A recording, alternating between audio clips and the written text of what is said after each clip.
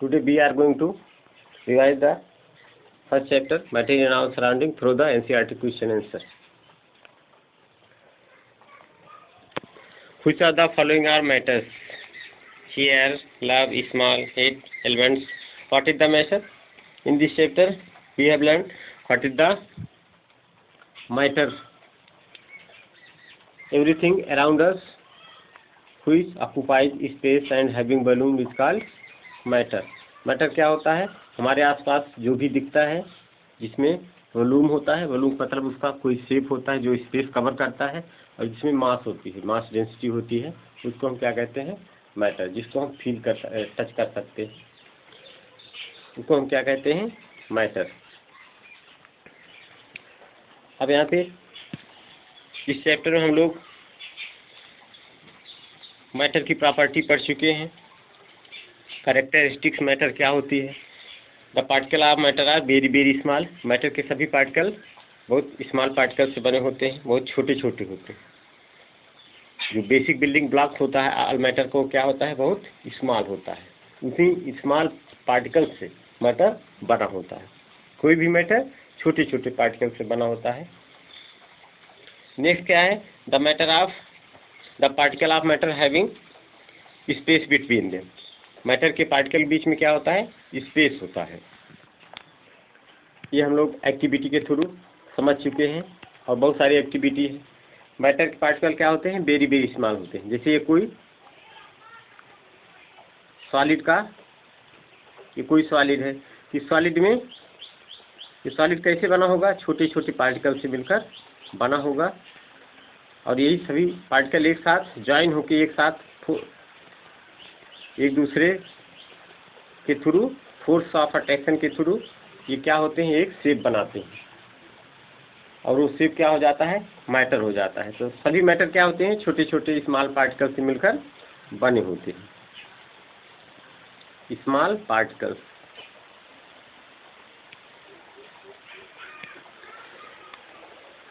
Matter के particle बीच में क्या होता है? स्पेस होता है. जो मैटर होता है वो क्या होता है? छोटे छोटे पार्टिकल्स होता है. अब मैटर के पार्टिकल समझो स्फेरिकल, हम स्फेयर की तरह ले रहे हैं.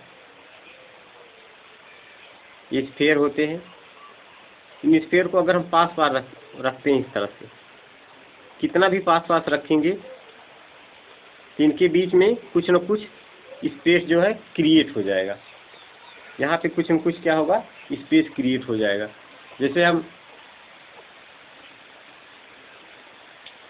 कोई सॉलिड रखते हैं, या जैसे चौक लेते हैं, चौक के ऊपर एक छोटी सी चौक समझो, हमें यहाँ पे क्या लिए हैं? एक चौक लिए हैं. इस चौक के ऊपर हम एक वाटर की ड्रॉप गिराते हैं, पानी की एक बूंद गिराते हैं, यहाँ पे वाटर की एक ड्रॉप गिराते हैं. तो वाटर की ड्रॉप क्या करता है? चौक उसको क्या करता है? एब्जॉर्ब कर लेता है. एब्जॉर्ब क्यों करता है?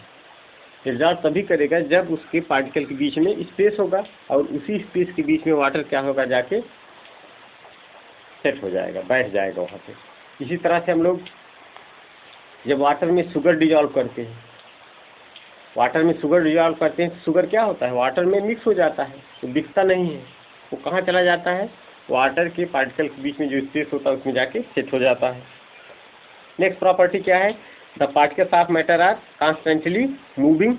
मैटर के पार्टिकल क्या करते हैं? हमेशा मूव करते रहते हैं. वो जिग जैग मोशन करते हैं. बेस्ट एग्जाम्पल इसका गैस का.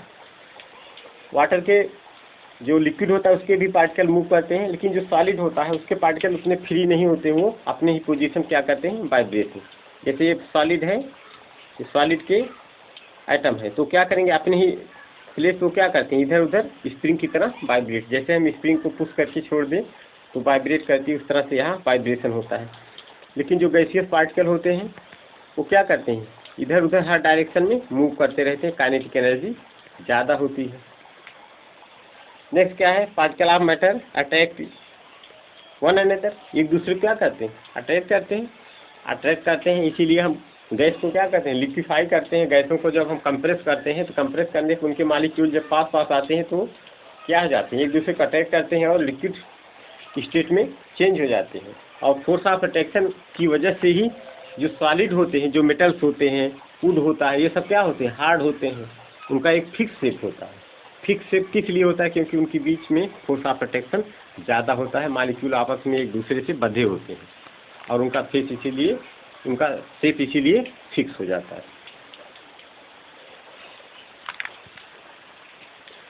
नेक्स्ट, सॉलिड लिक्विड गैस की प्रॉपर्टी। सॉलिड लिक्विड गैस की प्रॉपर्टी हम लोग देख चुके हैं, एक दूसरे के साथ कंपेयर कैसे करते हैं। सॉलिड क्या करता है? उसका फिक्स शेप होता है, फिक्स वॉल्यूम होता है। Solid, liquid and gas.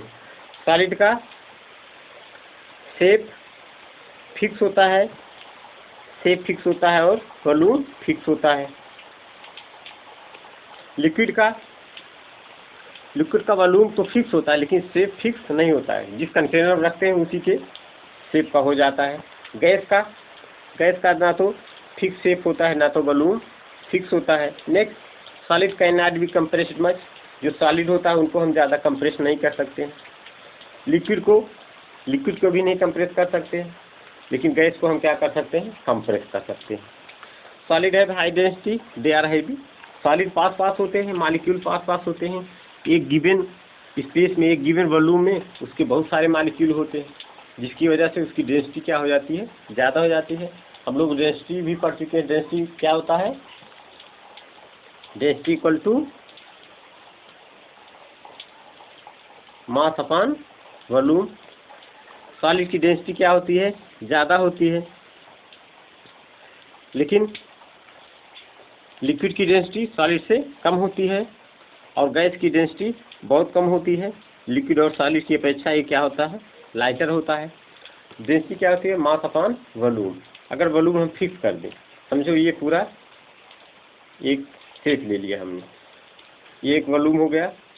या जैसे हम वॉल्यूम गुब्बारा लेते हैं या हम एक ग्लास लेते हैं।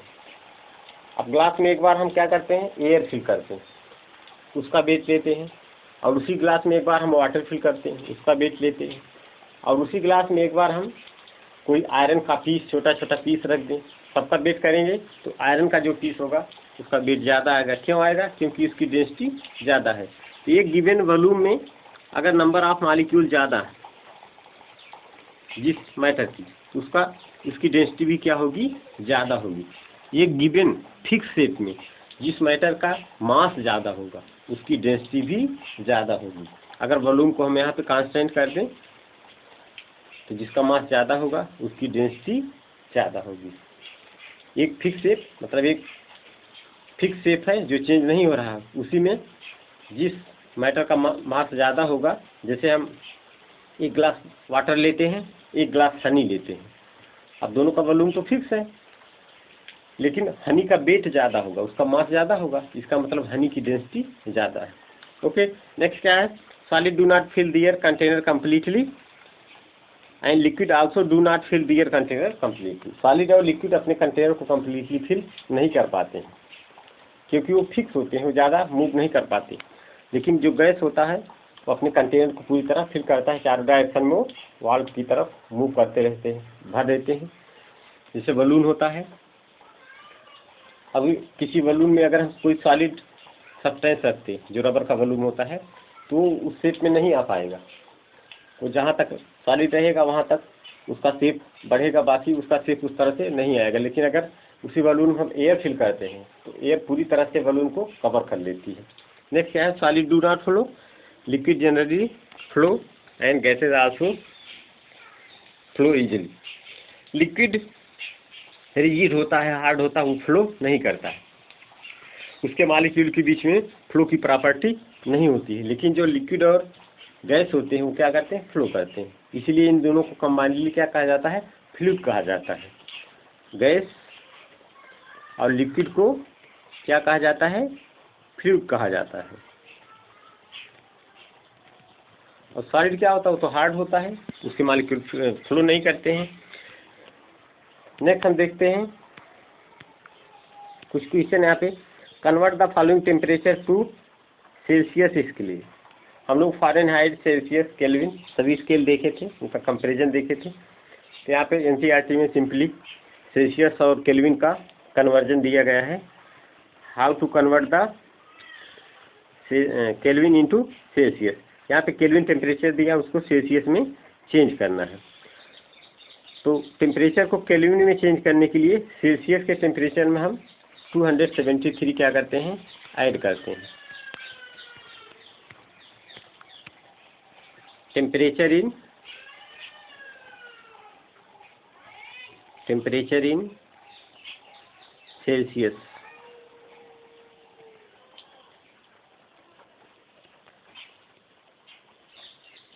इक्वल टेम्परेचर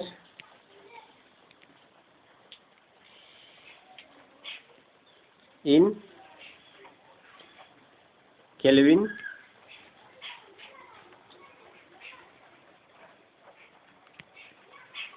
माइनस 273 और temperature in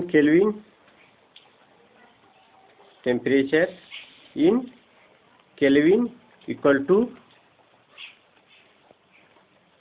temperature in Celsius plus 273। अगर हमें केल्विन में टेम्परेचर को फाइंड करना है तो हम क्या करेंगे, सेल्सियस वाले टेम्परेचर में 273 को ऐड कर देंगे यहाँ। या अगर केल्विन में दिया है उसको सेल्सियस फाइंड करना है तो 273 माइनस कर देते हैं। तो यहाँ पे एनसीईआरटी का क्वेश्चन देख लेते हैं हम लोग। पहला क्या है, 300 केल्विन एंड 573 केल्विन को किस में चेंज करना है, सेल्सियस में। यहाँ केल्विन में दिया है, सेल्सियस चेंज करना है तो हम 273 को सब्ट्रैक्ट करेंगे। फर्स्ट क्या है, 300 केल्विन।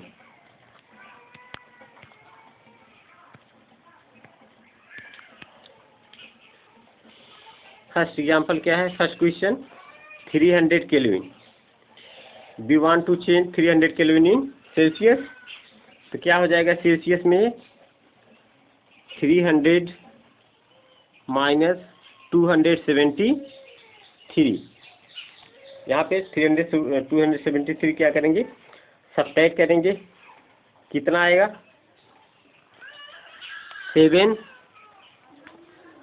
9 minus 7 2, 27 degree centigrade. 300 से 273 क्या करेंगे, माइनस कर देंगे। टेम्परेचर किस में आ जाएगा, सेंटीग्रेड में आ जाएगा। और ये 27 डिग्री सेंटीग्रेड दिया होता, अगर केल्विन फाइंड करना होता तो इसमें 273 हम क्या करते, ऐड करते।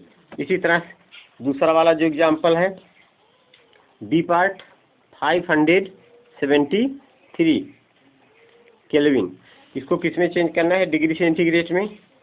तो ये डिग्री सेंटीग्रेड में टेम्परेचर कितना हो जाएगा, 573 माइनस 273 कितना आ जाएगा, 300 डिग्री सेंटीग्रेड आ जाएगा इसका टेम्परेचर। तो इस तरह से हम कन्वर्जन कर सकते हैं।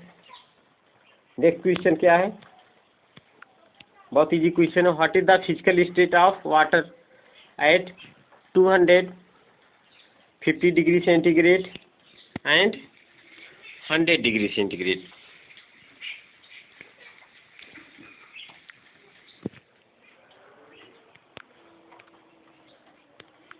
पहला क्या है, 250 डिग्री सेंटीग्रेड। ये पार्ट क्या है, पूछ रहा है कि यहाँ पे वाटर का फिजिकल स्टेट क्या होगा इस गिवन टेम्परेचर से। 250 डिग्री अगर टेम्परेचर है तो वाटर का फिजिकल स्टेट क्या होगा। दूसरा 100 डिग्री अगर टेम्परेचर है तो वाटर का फिजिकल स्टेट क्या होगा। देखो 250 क्या होता है, जब 100 से ऊपर वाटर का टेम्परेचर होता है तो किस में चेंज हो जाता है, गैसियस स्टेट में। तो यहाँ पे 250 डिग्री सेंटीग्रेड पे जो वाटर होगा वो हमेशा किस में होगा, गैसियस स्टेट में होगा। लेकिन यहाँ पे 100 डिग्री पे क्या होता है, जैसे ही वाटर 100 डिग्री पे पहुँचता है, 100 डिग्री पे रीच करता है तो उस टेम्परेचर क्या होता है, वाटर बॉयल करने लगता है। बॉइलिंग पॉइंट वाटर का कितना होता है, 100 होता है। तो उस स्टेज पे क्या होता है, वाटर गैस में भी कन्वर्ट होता है, वेपर स्टेट में भी कन्वर्ट होता है और लिक्विड स्टेट में भी रहता है। क्योंकि उस समय जो वेपर होता है उसका भी टेम्परेचर 100 होता है, और उस समय जो वाटर बॉयल कर रहा होता है उसका भी टेम्परेचर कितना होता है 100। तो यहाँ पे 100 डिग्री पे गैसियस और लिक्विड स्टेट बोथ होगा, दोनों होगा। 100 डिग्री पे वाटर गैसियस स्टेट में भी एग्जिस्ट करेगा और लिक्विड स्टेट में भी एग्जिस्ट करेगा, इसलिए दोनों स्टेट उस समय क्या है, पॉसिबल है। 0 डिग्री क्या होता है वाटर का स्टेट, 0 डिग्री सेंटीग्रेड पे, 0 पे वाटर क्या करता है, फ्रीज करता है, और 0 पे जिस समय फ्रीज करता है उस समय जो वाटर होता है उसका भी टेम्परेचर 0 होता है। ते भी दोनों स्टेट में क्या करेगा, सॉलिड और लिक्विड दोनों स्टेट में क्या करेगा, एग्जिस्ट करेगा 0 डिग्री सेंटीग्रेड पे। नॉर्मली 0 पे माना जाता है कि वाटर क्या होता है, सॉलिड हो जाता है, गैसियस आइस में चेंज हो जाता है, सॉलिड स्टेट में चेंज होता है। लेकिन उसके जस्ट पहले जो वाटर होता है, हम लोग लेटेंट हीट पढ़ चुके हैं, तो जो 0 डिग्री का वाटर और जो आइस होती है उसका भी टेम्परेचर 0 डिग्री ही होता है। दोनों का टेम्परेचर सेम होता है लेकिन लेटेंट हीट का डिफरेंस होता है। 0 डिग्री के वाटर से कुछ हीट निकलती है तो किस फॉर्म में चेंज हो जाता है, वो सॉलिड फॉर्म में, क्योंकि वहाँ पे जो हीट जो है रिलीज होती है। क्यों रिलीज होती है, क्योंकि मॉलिक्यूल क्या करते हैं, पास पास आते हैं, उनके बीच फोर्स ऑफ अट्रैक्शन डेवलप होता है। इसी तरह से जब सॉलिड को लिक्विड में चेंज करते हैं तो उसके बीच का मॉलिक्यूल्स के बीच का फोर्स ऑफ अट्रैक्शन ब्रेक होता है और हीट रिलीज होती है। हीट जो है क्या करती है, हीट हमें देनी पड़ती है। ओके